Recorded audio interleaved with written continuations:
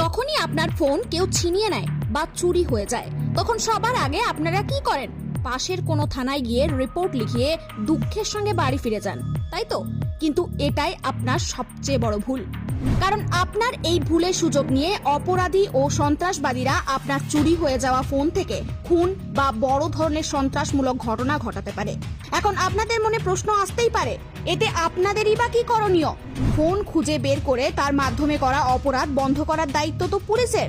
আপনি ঠিকই বলেছেন, কিন্তু এতে পুলিশের কাজের দায়িত্ব অনেক গুণ বেড়ে যাবে। কারণ ভারতে শুধুমাত্র দিল্লিতেই প্রতিদিন 120টির বেশি ফোন চুরির এফআইআর দায়ের করা হয়। এনসিআরবি এর তরফে জানানো হয়েছে যে ফোন চুরির ক্ষেত্রে 50%-এরও কম লোক এফআইআর করে থাকে। আর দেশের এই ক্রমবর্ধমান সাইবার সমস্যা সমাধানের জন্য মোদী সরকার সম্প্রতি এমন একটি ওয়েবসাইট চালু করেছে যার সাহায্যে আপনি আপনার চুরি হওয়া ফোনটি রিপোর্ট করতে পারেন এবং এটিকে চিরতরে ব্লক করতে পারেন। আর দেশকে সাহায্য করার পাশাপাশি পুলিশের কাজও সহজ করতে পারেন। এর জন্য প্রথমেই আপনাকে CIR.gov.in এ যেতে হবে। তারপর CIR সার্ভিসে ক্লিক করে ব্লক স্টোলেন লস্ট মোবাইলে ক্লিক করতে হবে। এবার আপনাকে আপনার চুরি যাওয়া মোবাইল নম্বর এবং IMEI নম্বর লিখতে হবে, যা আপনি ফোনের বক্সে বা বিলে সহজেই পেয়ে যাবেন। তারপর এতে বেসিক কিছু ডিটেলস দিয়ে ওকে করে দিন।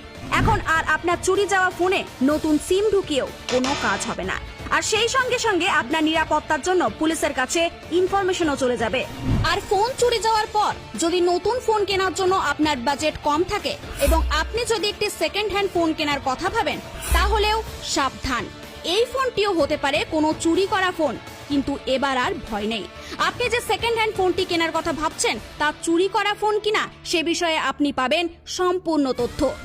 এর জন্য আপনাকে আপনার ফোনে KYM অ্যাপ ডাউনলোড করতে হবে।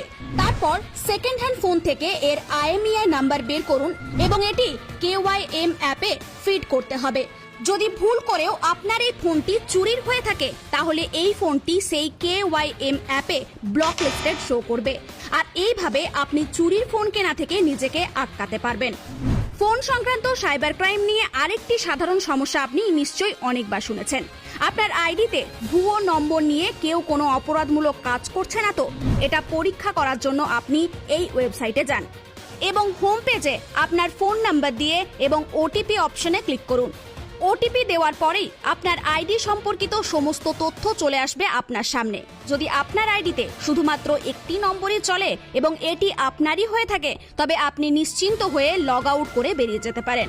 আর যদি আপনার আইডিতে কিছু ভুয়ো নম্বরও চলে সেক্ষেত্রেও আতঙ্কিত হওয়া বা চিন্তিত হওয়ার কোনো প্রয়োজন নেই। কারণ OTP দেওয়ার পর সেই পেজের নিচে কিছু অপশন থাকে যার সাহায্যে আপনি আপনার আইডিতে চলা ফেক নাম্বার ব্লক করতে পারবেন। ফোন চুরি হওয়া এবং সেটিকে কোনো অপরাধমূলক কাজের জন্য ব্যবহার করা নতুন ঘটনা নয়। কিন্তু ভাবনার বিষয় হলো এটাই যে এখনো পর্যন্ত বড় বড় কথা বলা আর মোদী সরকারের বিরোধিতায় মেতে থাকা কোনো সরকার এ বিষয়ে কোনো রকম নজর দেয়নি। কিন্তু প্রতিদিন ঘটছে এই ছোট ছোট ঘটনাগুলিকে উপেক্ষা করার পরিবর্তে বর্তমান মোদী সরকার সেগুলিকে সমূলে উপড়ে ফেলার চেষ্টা করছে, যাতে এই আধুনিক যুগে আপনি সাইবার সেফটিতে পিছিয়ে না পড়েন।